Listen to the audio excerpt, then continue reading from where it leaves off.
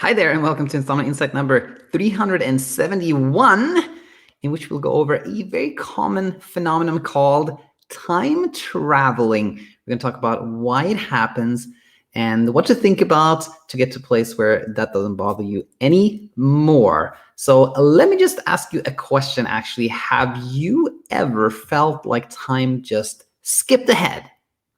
Perhaps you're watching a show and you missed the ending of a particular episode. You just wake up and it's over. Or your partner may say like, "You're asleep," and then you're like, "What are you talking about? I wasn't asleep at all. I was awake this whole time." Or you just notice that time skips ahead. It's like, what happened to those 52 minutes there? What happened with that? That we call time traveling, when time just seems to skip ahead. Now, we're going to talk about why this happens, and then we're going to look at three pointers and that will really direct you in a good way, I believe. So why does it happen? Well, first, we have to talk about one aspect of the human brain, which is that the brain always presents us with a story so that the world makes sense. This happens all the time. One example we can choose is like, if you think about how film is made, it's actually just a series of pictures that we're presented with, but the brain like synchronizes that into a movie.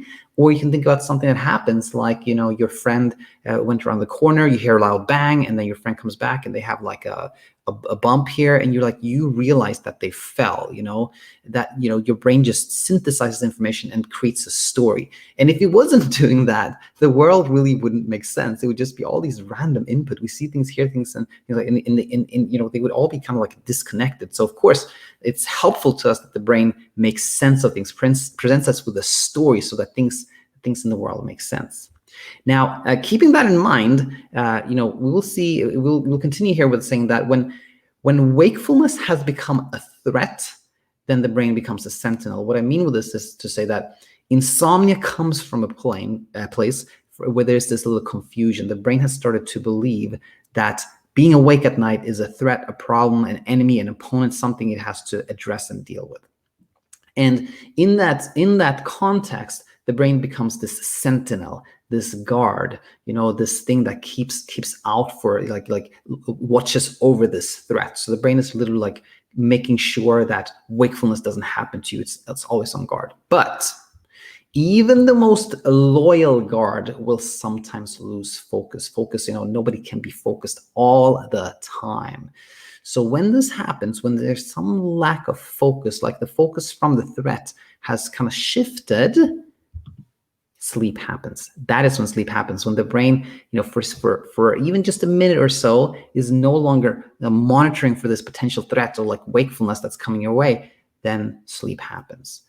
And when that happens, well, guess what? This is very embarrassing to that sentinel, because what happened is the brain was like, I'm going to look out for wakefulness, make sure that there's no harm coming our way. And then, it lost focus. It was not looking at that time, and sleep happened. And that is, of course, very embarrassing for somebody who's like, they take their job very seriously, and then they still lost focus that time. So sleep happens. So what happens here is that rather than sort of admitting that there was a lapse in focus and that sleep happened, the brain sort of creates this cover story. It again synthesizes this story and presents you with a story that is, you were awake this whole time. You were awake.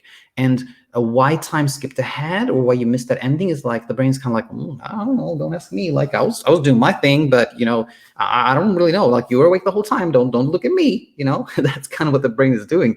And then it presents you with this story that you were awake this whole time. And then of course, this can seem really mysterious. So it's like, okay, if I was awake the whole time, why does time skip ahead? Why are people telling me I slept? Why did I miss the ending of that show? It kind of seems really odd and mysterious. And sometimes it can even be frightening. You can think that there's something wrong with you. But this is the story of why time traveling happens, all right?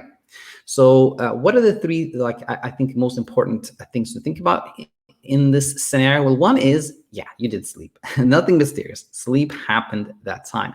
And sometimes that alone can be reassuring for someone who has had a lot of struggle with sleep.